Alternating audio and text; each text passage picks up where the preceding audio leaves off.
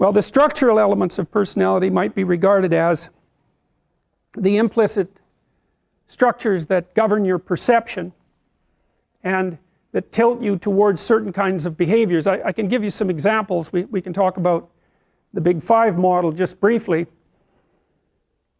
The Big Five personality model is a statistical model which we'll cover in detail, trait by trait, partly during the second half of the course. The way that the Big Five was generated was that it's been generated over about 50 years, that personality psychologists gathered together adjectives within the English language first that were used to describe human beings, as many adjectives as they could collect, and then subjected them to a process called factor analysis. And what factor analysis does is enable you statistically to determine, in some sense, how similar adjectives are to one another. So for example, if you gave 1,000 people a list of adjectives to describe themselves with, and one of the adjectives was happy and another of the adjectives was social, you'd find that those who rated themselves high on happy would also rate themselves high on social, and those who rated themselves low on happy would also rate themselves low on social.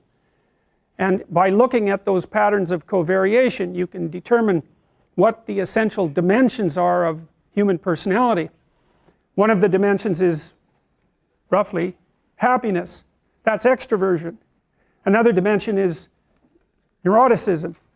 It's a negative emotion dimension. So if you ask someone if they're anxious and they score high, say on a scale of 1 to 7, they're also likely to score high on another item that says that they're sad.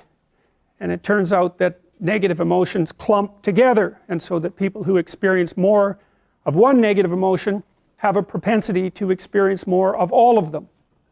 There's another dimension called agreeableness, and agreeable people are self-sacrificing, compassionate, and polite.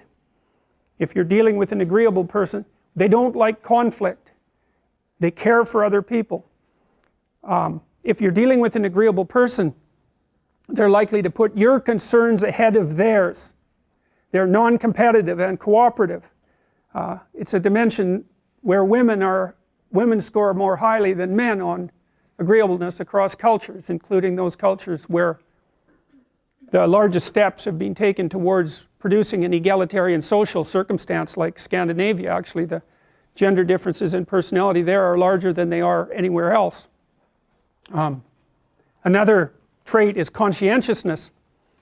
Conscientiousness is an excellent trait if you want to do well in school and in work, especially if you're a manager and administrator. I can't say we understand a lot about conscientiousness, although it reliably emerges from factor analytic studies of adjective groups across different countries. Conscientious people are diligent, industrious, and orderly.